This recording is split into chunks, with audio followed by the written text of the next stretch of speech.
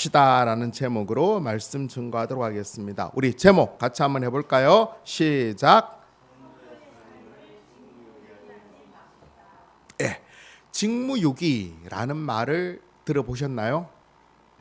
들어보셨을 것입니다. 아마 작년 말부터 혼란한 전국 속에서 이 직무유기라는 말을 많이 거론되어지고 많이 들어보셨을 것입니다. 이 직무유기라는 말을 인터넷 찾아보면 맡은 일이나 책임을 다하지 않고 방치한다라는 의미입니다. 맡은 일과 책임을 다하지 않고 방치한다, 그대로 내버려 둔다는 거죠. 쉽게 이야기하면 해야 할 일을 하지 않는 것으로 해야 할 일을 하지 않는다는 것입니다. 그런데 이 직무유기라는 것이 단순하게 그냥 우리 삶 가운데 나타나시는 것이 아니라 우리 헌법에도 나옵니다. 대한민국 헌법 제122조에 보면 이 직무유기에 대한 항이 나오는데, 공무원이 정당한 이유 없이 그 직무 수행을 거부하거나 그 직무를 유기한 때에는 1년 이하의 징역이나 금고 또는 3년 이하의 자격정지에 처한다라고 헌법에 규정되어져 있습니다. 여기서 이 직무유기에서 가장 중요한 건 뭐냐면 직무유기의 대상입니다. 일반인들이 직무유기를 하지 않는다고 해서 딱히 처벌할 그게 있나, 근거 있나요? 없죠, 그죠? 학생들이 공부하지 않는다, 맡겨진 책임인데 공부하지 않는다, 직무유기로 금고하고 이렇지는 않죠, 그죠? 그냥 어쩔 수 없는 상황이에요. 하지만 대상이 공무원인 경우는 달라요.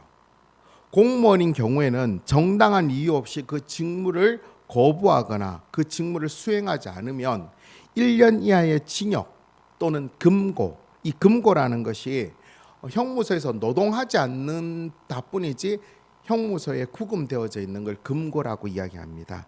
금고하거나 또는 3년 이하의 자격정지를 처한 벌을 받게 된다라고 규정하고 있는 것입니다. 왜 은혜로운 주일 아침에 이렇게 무서운 법 조항을 일하는지 좀 의아할 수 있지만, 오늘 본문에서 말씀하고 있는 가장 큰 주제가 바로 이 직무유기와 관계되는 부분이기 때문에 그렇습니다. 우리 말라기 배경에 대해서는 제가 저번에 처음 할 때 말씀드렸는데, 짧게 다시 한번 반복하자면 이스라엘 백성들은 다 멸망 이후에, 포로 이후에 그들이 돌아왔습니다. 이런 일은 전 세계 역사에 없죠, 그렇죠? 그 나라가 멸망했다가 포로에서 돌아와서 다시 그 나라가 세워지는 경우는 없어요. 그런데 하나님의 은혜로 말미암아 이스라엘 백성은 다시 성전을 짓고 성벽을 재건하면서 뭔가 하나님에 대한 것들로 기대가 가득 부풀어 올랐습니다. 하지만 자신이 원하는 대로 되어지는 것은 아무것도 없자, 그렇게 될 기미도 보이지 않자 그들은 하나님을 원망했습니다. 하나님을 원망한다고 해서 하나님과 관계없이 살아가는 것이 아니라 형식적으로 외적으로만 하나님을 섬겼다는 것입니다. 즉 지금까지 해오던 일들에 있어서 외적인 부분의 차이가 전혀 없는데, 중요한 것은 뭐죠? 그 중심에서 하나님을 떠나버렸다는 거죠. 마음이 떠나버렸다는 것입니다. 그것을 다르게 표현하면 곧 하나님을 멸시하고 있었다는 것입니다. 이런 이스라엘 백성들을 그냥 내버려 둘 수 없어서 하나님은 간곡한 마음으로 이들의 상황을 지적하면서 이들을 돌이키게 하기 위해서 하신 말씀이 바로 말라기라고 말씀드렸습니다. 그래서 1장에서는 그들이 뭘 잘못하고 있는지에 대해서 하나님께서 여러 번 지적하고 있고, 오늘 본문에서 하나님께서 지적하고 있는 것은 바로 이스라엘 백성들 가운데 있는 제사장에 관한 부분. 제사장. 이 제사장이라는 그룹은 상당히 특별한 그룹이에요. 이스라엘 백성들에게 이 제사장은 정말로 뭐라고 해야 되나, 거룩한 존재와 같은 아주 특별한 존재들입니다. 그 내용을 좀 살펴보면, 먼저 제사장의 직분의 시작은 언제 시작됐을 것 같아요? 제사장이라는 게 제사장의 직분이 처음 시작된 상황은 이스라엘 백성들이 출애굽 이후에 광야 생활 때 시작되어집니다. 우리 출애굽기 28장 1절 같이 한번 읽어볼까요? 시작. 너는 이스라엘 자손 중 내 형 아론과 그의 아들들, 곧 아론과 아론의 아들들 나답과 아비후와 엘르아살과 이다마를 그와 함께 내게로 나오게 하여 나를 섬기는 제사장 직분을 행하게 하되. 이스라엘 백성들이 출애굽 이후에 광야 생활을 하는 중에 하나님께서 이스라엘 백성들에게 성막을 짓게 하였어요. 근데 중요한 것은 그 성막을 지었을 때 이 성막을 통하여 하나님께서 이루고자 하셨던 일이 있죠. 뭐죠? 가장 큰 일이 성막을 통하여 이루고자 하시는 가장 큰 일은 바로 제사제도예요. 그는 그 제사제도를 섬길 사람들이 필요하였죠. 그렇죠? 그래서 그 일을 위해서 부르신 자가 바로 아론과 아론의 아들들입니다. 그들을 택하셔서 그들로 하여금 하나님을 섬기는 제사장 직무를 감당하게 하였던 것입니다. 제사장의 직분은 이 아론과 아론의 후손을 통한 그 대를 이어서 수행하게 하였고, 그들만 모든 일들을 감당하게 할 수 없어서 그들을 도와 성막에서 그 사명을 감당하도록 레위 자손을 하나님께서 함께 묶어주셨고, 그 전체를 하나님께서 택하시고 부르셨다라고 말씀하고 있습니다. 민수기 3장 12절 13절 같이 보겠습니다. 시작. 보라, 내가 이스라엘 자손 중에서 레위인을 택하여 이스라엘 자손 중에 태를 열어 태어난 모든 맞이를 대신하게 하였은즉 레위인은 내 것이라. 처음 태어난 자는 다 내 것임은 내가 애굽 땅에서 그 처음 태어난 자를 다 죽이던 날에 이스라엘의 처음 태어난 자는 사람이나 짐승을 다 거룩하게 구별하였음이니 그들은 내 것이 될 것임이니라. 나는 여호와이니라. 아멘. 하나님께서 이 레위와 제사장들을 통하여 하나님께 직접적으로 말씀하신 것은 이것이 내 것이다라는 거예요. 물론 이스라엘 백성 전체도 하나님의 것이죠. 그렇죠? 그 가운데서 특별히 하나님의 소유로 하나님께서 지명하여 택한 그룹이 바로 이 제사장 레위 지파임을 말씀하고 있는 것입니다. 그렇다면 이렇게 하나님께서 택하여 구별한 레위인과 제사장들은 어떤 일을 했을까요? 그들의 가장 중요한 직무는 하나님께 제사를 드리는 거예요. 번제를 드리고 속죄제를 드리고 속건제를 드리고 화목제를 드리는 것입니다. 이 제사의 역할은 뭐죠? 하나님과 이스라엘 백성들 사이에 레위지파와 제사장들이 있어서 이 중간 중재 역할을 하는 거예요. 곧 하나님의 뜻과 하나님 말씀을 이 제사장들이 받아서 이스라엘 백성들에게 나타내고 전달해 주는 거예요. 또 이스라엘 백성들이 필요한 바들을 이들이 하나님 앞에 간구하여 드리는 겁니다. 또한 그들이 지은 죄가 있다면 이 죄를 제사로 말미암아 없애고 이들과의 관계가 하나 되어질 수 있도록 만들어주는 역할을 했어요. 그뿐만 아니라 제사장들은 당시에 아주 기준된 역할을 했어요. 곧 하나님의 백성으로 어떤 삶을 살아야 되는지에 대한 기준들을 늘 제시하는 게 바로 이 제사장에서 나온 역할들이었습니다. 예를 들면 어떤 전염병이 돌았을 때 어떻게 해야 되는지, 누가 도둑질을 했을 때 어떻게 해야 되는지, 이런 것들에 대한 기준들을 하나씩 율법을 통하여서 알려주셨고 그 율법을 생활에 적용할 수 있게 만든 것이 바로 이 제사장들과 레위인들입니다. 그런데 구약에 대한 전반적인 상황을 쭉 볼 때 이런 제사장들이 자신의 직무를 잘 감당하고 그들의 역할들을 잘 감당할 때 이스라엘 백성들은 평온했고 번성했다는 거예요. 참 좋았다는 거예요. 반면에 그런 제사장들이 자신의 직무를 제대로 행하지 않고 자신의 역할들을 잘 못하고 엉뚱한 짓을 했을 때 이스라엘 백성들은 잘 못 살았다는 거예요. 침략을 당하고 고통을 당하고 힘든 일들을 겪게 되었다는 것입니다. 이것은 무엇과 연결되어질 수 있을까요? 그냥 단순하게 제사장들이 직무를 잘하느냐 못하느냐 이 개념이 아니라 그들이 직무를 잘하는 것에 대하여서 하나님께서 어떤 걸 실어준다는 거예요? 그들에게 복을 주신다는 거예요. 하지만 그들이 그들의 사명들을 감당하지 못할 때는 그 복이 바뀌어 저주가 되어지는 거예요.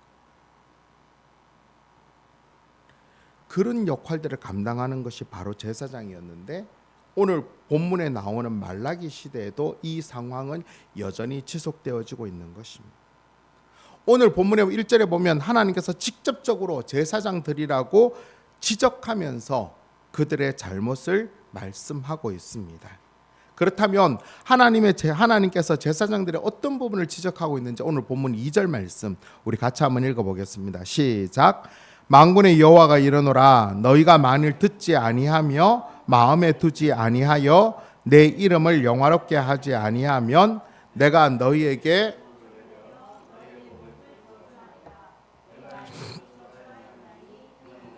그것을 마음에 두지 아니하였음이라. 2절에서 하나님께서 제사장들에게 지적하고 있는 내용은 뭡니까? 너희가 만일 듣지 아니하며, 이 듣지 않는다는 건 무엇을 듣지 않는다는 거죠? 제사장의 역할을 볼 때 하나님 말씀을 듣지 않는다는 거예요.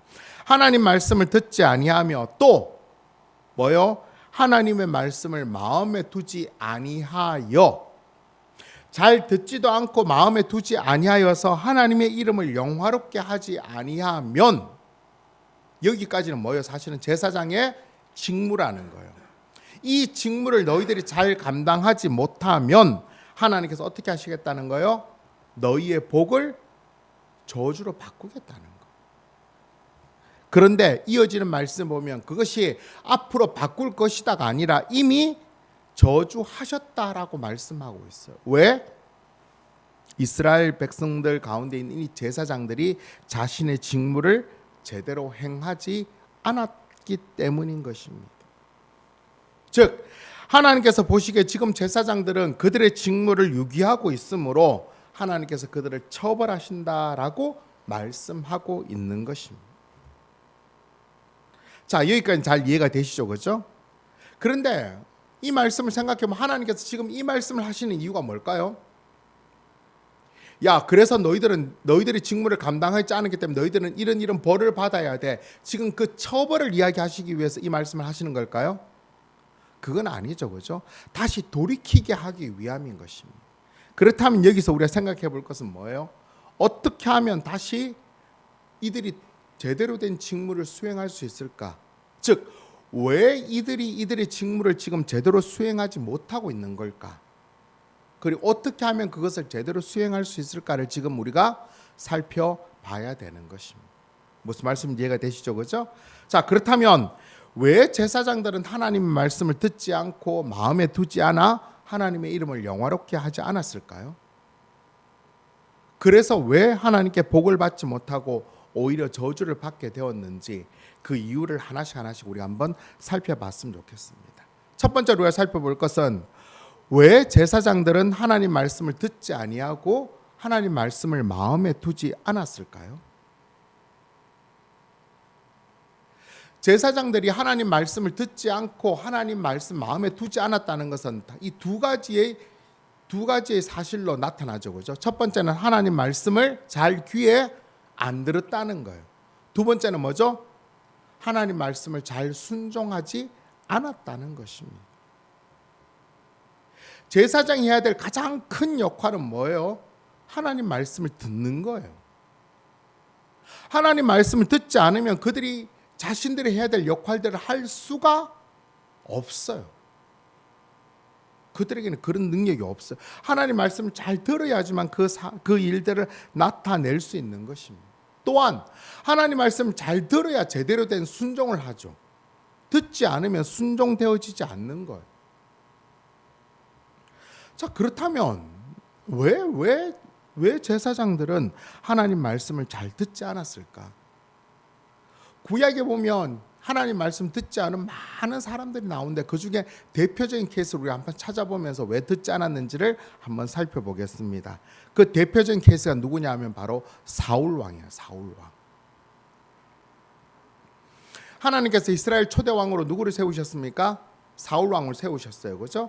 사울 왕을 세우시고 난 다음에 하나님께서 그에게 나타낸 여러 미션이 있지만 그 중에 특별한 미션이 뭐냐 하면 바로 아말렉 족속을 멸하는 것이었어요. 아말렉 족속. 왜냐하면 이스라엘 백성 출애굽 과정에서 이 아말렉 족속이 이스라엘 백성들이 나쁜 짓을 했어요. 그래서 하나님께서 그 족속을 멸하기 위하여서 하나님께서 사무엘 선지자에게 말씀하셨어요. 가서 사울 왕에게 전해서 사울 왕이 아말렉 족속을 멸하게 해라라고 말씀하셨어요. 그래서 사무엘 선지자는 사울 왕에게 가서 그 명령을 전달합니다. 지금 가서 아말렉 족속을 완전히 멸하십시오. 사울 왕이 그 말씀을 들어서 어떻게 했을까요? 순종하여서 아말렉 족속에게로 갔어요. 하나님께서는 사울 왕과 이스라엘 백성들에게 능력을 주셨기 때문에 아말렉 족속을 완전히 멸할 수 있게 되었습니다. 아말렉 족속과의 전쟁에서 대성을 거두며 이제 하나님 말씀대로 모든 것을 멸해야 될 때 이 사울의 마음이 조금 달라지기 시작했어. 어떻게 달라졌을까요? 아니, 이 좋은 것을 왜 다 죽이고 다 불태울까? 너무 아깝다는 생각이 들었어. 아깝다는 생각이. 그래서 하나님 말씀을 거역하고 좋은 것, 값어치 있는 것들은 다 살리고 값어치가 없고 쓸모없는 것들은 다 죽이고 불태웠습니다. 그때 사무엘 선지자가 사울 왕에게 왔습니다. 묻죠. 왜 이렇게 했냐고. 근데 사울 왕이 뭐라고 하죠? 그거는 좋은 거 갖다가 뭐 하려고? 하나님께 제사 지내려고. 좋은 거 갖다가 하나님께 드리려고 그렇게 했다라고 변명했습니다. 이런 사울을 향해서 사무엘 선지자가 이렇게 이야기합니다. 우리 사무엘상 15장 22절 23절 우리 같이 읽어보겠습니다. 시작. 사무엘이 이르되 여호와께서 번제와 다른 제사를 그의 목소리를 청종하는 것을 좋아하신 같이 좋아하시겠나이까. 순종이 제사보다 낫고 듣는 것이 순양의 기름보다 나으니 이는 거역하는 것은 점치는 죄와 같고 완고한 것은 사신 우상에게 절하는 죄와 같음이라. 왕이 여호와의 말씀을 버렸으므로 여호와께서도 왕을 버려 왕이 되지 못하게 하셨나이다 하니. 사무엘 선지자는 뭐라고 이야기했습니까? 하나님 말씀에 순종하는 것이, 하나님 말씀을 듣고 하나님 말씀에 순종하는 것이 제사보다 낫고 하나님의 말씀을 듣는 것이 최고의 제물인 순양의 기름보다 훨씬 낫다라고 말씀을 하고 있습니다. 그런데 더 나아가서 만약에 하나님 말씀을 듣지 아니하고 하나님 말씀을 거역하는 것은 점치는 것과 같고 그렇게 그 마음을 완악하게 하는 것은 우상에게 절하는 것과 같다라고 판단합니다. 그리고는 어떻게 하죠? 사울 왕이 하나님 말씀을 듣지 않고 버렸기 때문에 하나님께서도 사울 왕을 버리실 거라고 말합니다. 자, 우리 한번 생각해 봅시다. 왜 사울 왕은 하나님 말씀을 듣지 않았을까요? 처음부터 사울 왕이 하나님 말씀을 듣지 않았습니까? 그렇지 않습니다. 처음에는 잘 들었습니다. 하지만 왜 그의 마지막은 하나님 말씀을 듣지 않았을까요? 아말렉의 좋은 것이 눈에 보여지게 될 때 그의 마음은 변하여졌던 것입니다. 하나님 말씀보다는 지금 내 손에 있는 황금과 어여쁜 여인들과 건강한 동물들, 건강한 가축들, 그 모든 것을 내 마음대로 할 수 있다는 생각이 하나님 말씀보다는 훨씬 더 중요하게 보여졌던 것입니다. 그래서 하나님 말씀을 듣지 않았습니다. 이것은 뭔가 더 하나님 말씀보다 더 좋은 것이 있어서 하나님 말씀 듣지 않는 케이스고, 오늘 본문에 책망을 받은 제사장들의 경우는 그 반대의 경우예요. 오늘 본문에 나오는 제사장들은 처음부터 하나님 말씀 듣지 않았나요? 아니죠, 그죠? 하나님 말씀 잘 들었어요. 그래서 어떻게 했어요? 성전도 다시 짓고 성벽도 다시 재건했습니다. 하지만 그 결과는 어떻게 했죠? 자기가 원하는 대로 안 되는 거예요. 뭐 좀 떵떵거리고 살고 싶은데, 하나님께서 뭐 역사하고 싶은데 하나님께서 도무지 뭘 해 주시는 게 없는 것입니다. 그런 하나님을 이해할 수도 없고 그런 하나님을 온전히 더 이상 믿을 수도 없는 것입니다. 그러다 보니 어떻게 해요? 점점 더 하나님 말씀을 듣지 않게 되는 것입니다. 결국 그들의 삶의 주인이었고 기준이었던 하나님 말씀을 듣고 그 말씀대로 나타내기보다는 오히려 자기들의 생각, 자기들의 판단, 자기들의 계획이 더 하나님 말씀보다 우선순위가 되어지고 그래서 하나님 말씀을 듣기 싫어하고 순종하는 것은 더더욱 싫어하게 되어졌던 것입니다.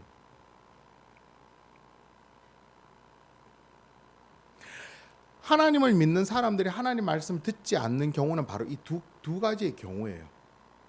하나님 말씀 순종해야 되는데 하나님 말씀보다 더 좋은 게 눈에 보여져서 하나님 말씀을 듣지 않거나, 하나님 말씀을 순종해야 되는데 원하는 대로 뭐가 그보다 더 나쁜 상황이 되어져서 하나님 말씀을 듣지 않는 두 가지의 경우인 것입니다.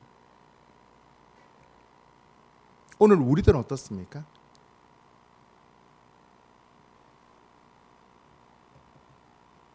우리들은 구약의 제사장이 아니기 때문에 하나님 말씀을 그렇게 이렇게까지 듣지 않아도 아무런 문제 없다라고 생각하고 계시지 않습니까? 그렇게 오해하거나 착각하시면 안 됩니다. 오늘날의 하나님의 제사장은 누구냐면 바로 예수님을 믿어 구원받은 성도들입니다. 성도들.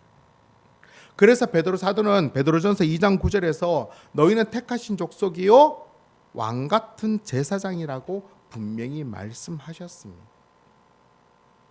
왜 우리가 제사장이냐 할 때 하나님께서 이 땅에 성도들을 세우신 그 이유를 보면 알 수 있어요. 하나님께서 이 땅에 예수 믿는 자들을 이 땅에 세우신 이유가 뭐예요? 그것은 제사장과 똑같아요. 하나님을 알지 못하는 이 세상 가운데 하나님이 어떤 분이시고 하나님이 어떤 일을 행하셨고 하나님을 어떻게 하면 구원받을까를 나타내기 위해서 하나님께서 하는 백성들을 세우셨던 것입니다. 또 이들을 구원하는 그 사명을 감당하기 위해서 하나님께서 세우셨던 것입니다. 그것이 곧 제사장들의 역할인 것입니다. 그런 제사장인 우리에게 가장 중요한 것은 뭐죠? 하나님 말씀을 듣는 것입니다. 잘 듣는 것입니다. 그래야지만 성도로서 직무를 잘 감당할 수 있고 하나님의 복을 누리며 살아갈 수가 있게 되는 것입니다. 동일하게 오늘 말씀이 우리에게도 적용되어지는 거죠. 곧 우리가 하나님 말씀을 잘 들어 그 직무를 수행한다면 우리 삶 가운데 하나님의 그 풍성함들을 계속 누리며 살아갈 수 있게 될 것이고, 만약 우리가 하나님 말씀을 잘 듣지 않거나 순종하지 않으면 하나님께서 우리의 삶을 바꾸셔서 힘들고 고통스러운 삶을 나타낼 수밖에 없음을 우리들에게 말씀하고 있는 것입니다. 그러면 다시 한 번 더 진지하게 한번 물어봅시다. 과연 우리는 하나님 말씀을 잘 듣고 있습니까? 듣고 그 말씀대로 순종하는 데까지 나아가고 있습니까? 물론 안 듣는 것보다 낫겠지만 듣기만 하는데 거쳐서는 아무런 소용도 없는 것입니다. 그렇다면 여기서 우리가 한 가지 중요한 것들을 발견해야 되겠죠, 그렇죠? 왜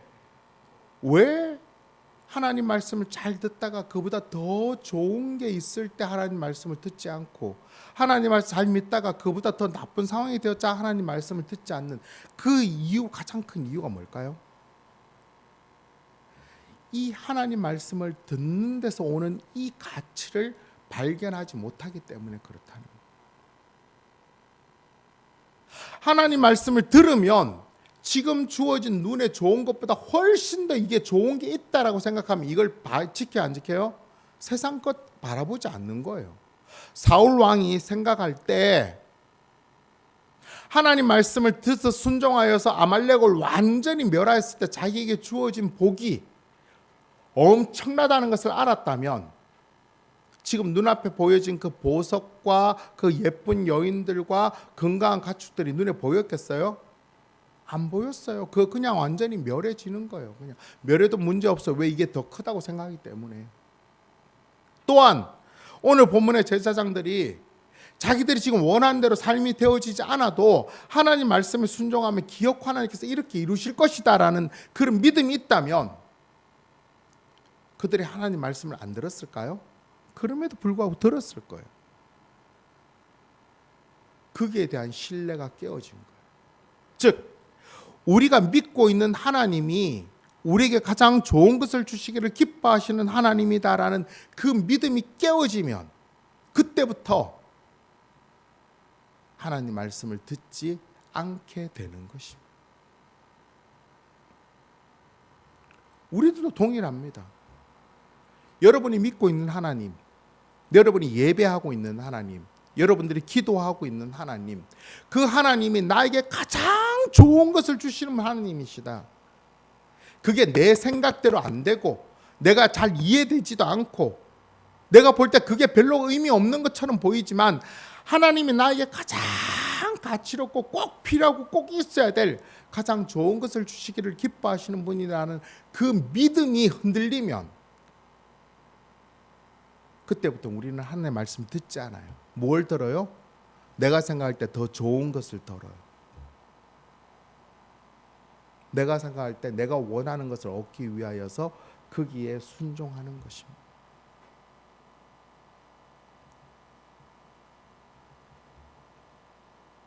우리가 믿고 있는 하나님, 여러분 어떤 하나님을 믿고 있습니까?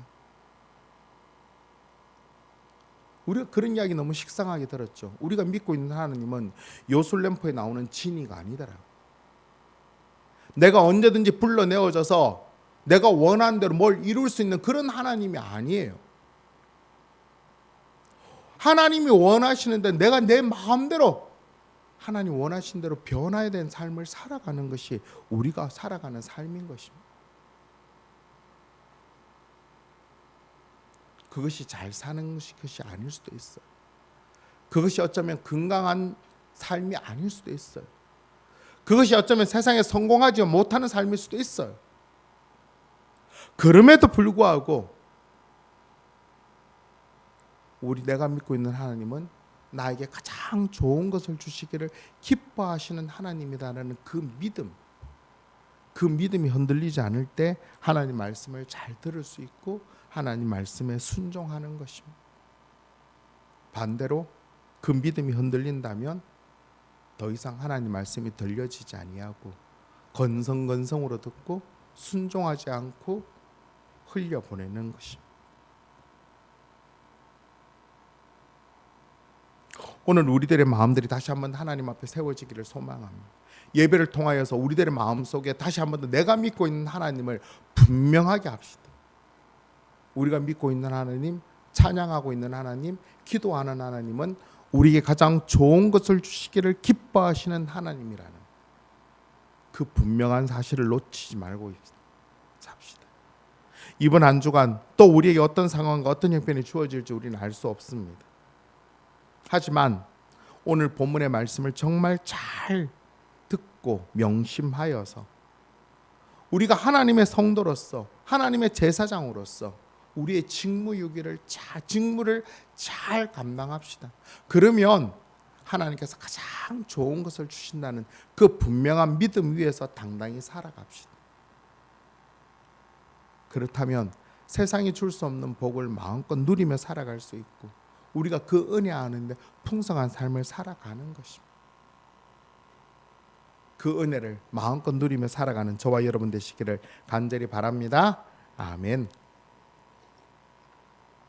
둘째로 제사장들은 왜 하나님의 이름을 영화롭게 하지 않았을까라는 것입니다. 왜 하나님의 이름을 영화롭게 하지 않았을까? 하나님의 이름을 영화롭게 한다라는 것이 도대체 영광스럽게 한다는 것이 어떤 의미인지 좀 이렇게 잘 감이 안 잡히는데 이렇게 한번 생각해 보면 좋습니다. 우리 마태복음 5장 16절 말씀 우리 같이 한번 읽겠습니다. 시작. 이같이 너희 빛이 사람 앞에 비치게 하여 그들로 너희 착한 행실을 보고 하늘에 계신 너희 아버지께 영광을 돌리게 하라. 하나님께서 영광을 받으시는 것은 하나님을 믿는 자들의 삶을 통하여서 영광을 받으시는 것을 말씀하고 있는 것입니다. 즉 하나님을 믿는 성도들의 거룩한 삶, 그들의 선한 삶을 통하여서 그들의 그 삶의 열매들을 나타날 때 그 사람들의 보고 많은 사람들이 하나님은 저런 삶이 저런 분이시구나라는 그 영광을 하나님께 올려드린다는 것입니다. 따라서 제사장들이 지금 못하고 있는 것은 뭐예요? 많은 이스라엘 백성들이 제사장을 볼 때 그들을 보면서 저들이 믿고 있는 하나님, 저들이 섬기고 있는 하나님, 그 하나님에 대하여서 영광을 지금 못 돌리고 있다는 것은 그들의 삶이 아니라는 거예요. 그들의 삶 가운데 그들이 영광을 받으실 하나님의 모습의 열매는 없다는 것입니다.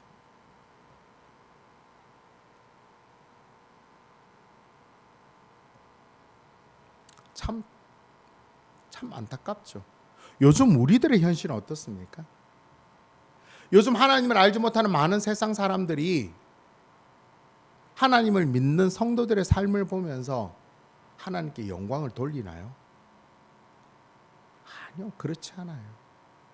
오히려 반대가 되어지는 게 너무 많아요. 왜 그렇게 되었을까요? 아니, 다시 한번 생각해 보면 이렇게 하나님의 성도들이 하나님의 영광 돌리는 삶을 사는 것이 쉬워요, 어려워요? 사실 쉽지가 않아요. 굉장히 어렵습니다. 그럼 굉장히 어려우면 그렇게 안 살아도 될까요? 아니에요. 우리 이사야 43장 7절 말씀 같이 읽어볼까요? 시작. 내 이름으로 불려지는 모든 자 곧 내가 내 영광을 위하여 창조한 자를 오게 하라. 그를 내가 지었고 그를 내가 만들었느니라. 하나님께서는 우리들 하나님의 성도들을 어떻게 해요? 하나님의 영광을 위하여 창조된 자들이라고 말하고 있어요.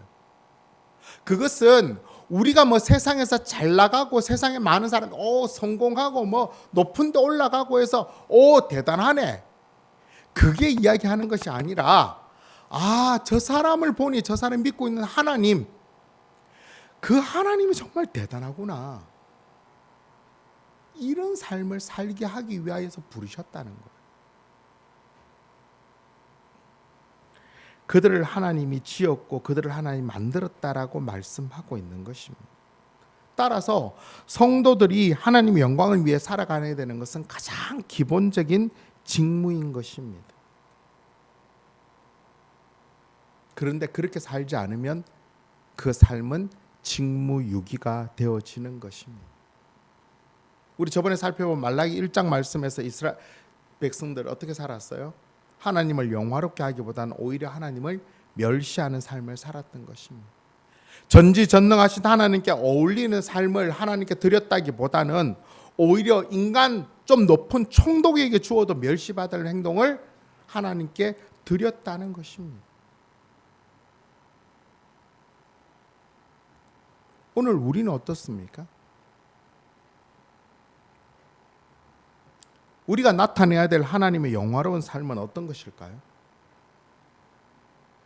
우리가 세상에서 잘 나가야 될까요? 우리가 하나님께 많은 헌금을 드려야 되고 우리가 하나님께 많은 봉사를 하는 삶을 살면 하나님을 영화롭게 하는 걸까요? 물론 그럴 수도 있겠죠. 하지만 가장 중요한 것은 뭐죠? 바로 우리들의 중심인 것입니다. 세상 사람들이 바라보는 거, 세상 사람들이 볼 때 예수 믿는 자들이 세상에서 다 잘 나가고 다 성공하고 다 이쁘고 그래서 하나님 정말 대단하네, 그렇게 영광 돌리지 않아요.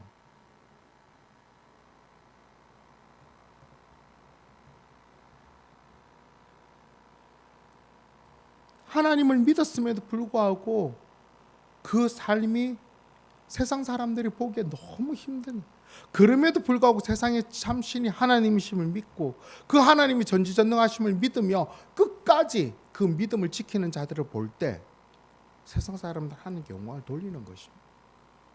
도저히 하나님 말씀대로 살 수 없는 상황에도 불구하고 하나님 말씀대로 끝까지 살아가며 견디며 버티며 인내하는 자들을 볼 때 하나님을 영화롭게 하는 삶을 살아갈 수 있게 되는 것입니다.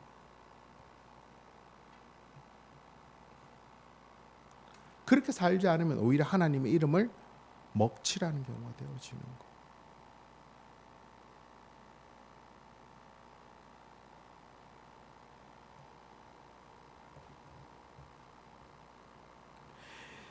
이번 한 주간 우리가 이 말씀도 우리 가슴 깊이 새겼으면 좋겠습니다. 우리의 삶 하나하나를 통하여서 우리는 하나님을 영광스럽게 하는 그런 삶의 열매들을 맺으며 살아가야 되는 것. 그것은 내가 어떤 삶으로 하나님을 믿고 있는가를 나타내 보여주는 것. 하나님은 우리가 생각할 때 그냥 내가 대충 해도 하나님 모르시는 그런 하나님 아니시고 하나님 다 알고 계시는 하나님. 내가 얼마나 마음의 중심을 다하여서 하나님을 섬기는지 하나님은 알고 계시는 거예요. 그 하나님 앞에 부끄럽지 않게 정말로 마음의 중심을 다하여서 하나님을 믿고 최선을 다하여서 하나님을 섬김으로 사랑함으로 그 말씀에 순종함으로 말미암아 우리의 직무를 충성스럽게 감당함으로 말미암아 하나님이 약속하신 그 축복을 마음껏 누리며 살아가는 그런 저와 여러분 될 수 있기를 간절히 바랍니다. 아멘. 말씀 맺도록 하겠습니다. 오늘 설교 제목이 기억나시나요? 뭐죠? 성도의 삶을 직무유기하지 맙시다. 그런데 오늘 본문에 나오는 제사장들은 그들의 삶을 직무유기했습니다. 그러면 어떻게 되나요? 우리 처음에 나온 헌법처럼 벌을 받게 돼요. 어떤 벌을 받게 되나요? 오늘 본문 3절입니다. 같이 읽겠습니다. 시작. 보라, 내가 너희의 자손을 꾸짖을 것이요 똥 곧 너희 절개 희생의 똥을 너희 얼굴에 바를 것이라 당하리라. 직무유기한 제사장들에 대한 하나님의 심판은 그들에게만 적용되는 것이 아니라 그들의 자손들에게 임하여지게 될 것이다라고 경고하십니다. 그리고 그들에게 내려진 처벌은 뭐죠? 너희 절기의 희생의 똥을 얼굴에 바를 것이다. 얼굴에 똥칠을 한다는 것입니다. 제사할 때 똥은 쓸모가 없어서 바깥에 버려버려요. 쓸모가 없다는 것입니다. 제사장들이 제사장의 직무를 유기하게 되면 마땅히 그들이 드러내야 될 그 삶을 나타내지 못하면 얼굴에 똥을 발라 그 삶이 뭐가 똥과 같은 삶이 되어져서 하나님께 대하여 제하여 버림을 당한다라고 말씀하고 있습니다. 일반인들이 그들의 삶에서 직무유기를 하면 별 문제가 없습니다. 하지만 공무원들이 그들의 삶에서 그들의 직무를 유기할 때는 경우가 달라집니다. 이것은 예수님을 믿는 경우도 마찬가지예요. 세상에서 하나님을 믿지 않는 자들이 직무를 유기하면 괜찮아요. 그들은 하나님 말씀을 들을 이유도 마음에 둘 이유도 하나님을 영화롭게 해야 될 이유도 하나도 없는 것입니다. 하지만 성도들의 경우는 달라요. 그들은 그냥 자기 원하는 대로 자기 마음대로 자기 생각대로 살면 끝이에요. 물론 그 처벌은 받겠죠. 하지만 성도들의 삶은 완전히 달라요. 성도들이 그 직무를 감당하지 않는다면, 직무유기한다면 얼굴에 똥칠을 하게 될 것이고 하나님께 버림을 받게 된다는 것입니다. 하나님께서 오늘 이 말씀을 주시는 것은 우리에게 기회를 주기 위함입니다. 다시 한 번 더 그 직무를 감당하도록 하기 위함이죠. 특별히 이번 한 주간에 명절이 끼어져 있습니다. 이 명절 동안 우리는 우리의 직무를 감당해야 됩니다. 우리가 우리의 직무를 감당하는 것은 그렇게 쉬운 일은 아니에요. 우리가 그 직무를 감당한다는 것은 우리의 수고를 알아주지 않아도, 우리의 마음을 오해해도, 우리의 노력이 수포가 되어져도 우리는 인내하며 견디며 버티고 내어서 하나님을 사랑하고 하나님 주신 기쁨을 맛보며 살아가는 것입니다. 내가 수고하고 내가 노력하고 내가 뭘 했는데 내가 원하는 대로 뭐가 만들어지지 않는다고, 그렇다고 원망하고 불평하는 것은 우리의 직무를 감당하는 게 아닌 거예요. 그런 되어져도 내가 믿고 있는 하나님, 그 하나님이 가장 좋은 길로 나를 인도하실 거야, 가장 최선의 결과로 만들어 주실 거야 라는 그 믿음을 가지고 그 상황에 기뻐하고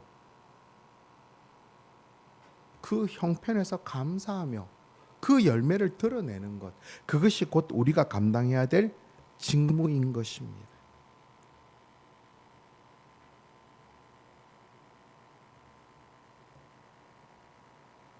이 직무를 감당하기 위해서는 우리들의 힘으로는 결코 되지 않아요.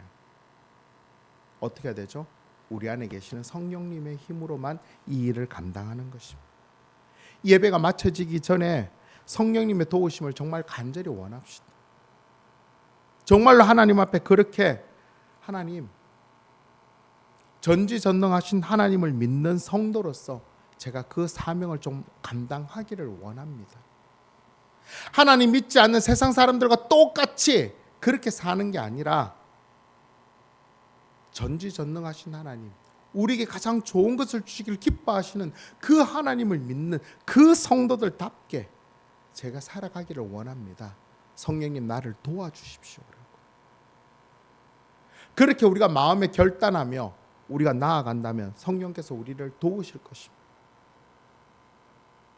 지금 당장에 그렇게 산다고 해서 그것들이 저들이 세상 사람들에게 하나님 영광이 되고 안 되고 될지 안 될지 이런 건 관여하면 안 돼요. 우리는 뭐만 보는 거예요? 하나님 앞에 우리 삶만 보는 거예요. 내 마음이 어떤지 중심으로 하나님을 섬기며 사랑하며 하나님 말씀에 순종함으로 우리가 그렇게 행했다면 그것으로 충분한 겁니다.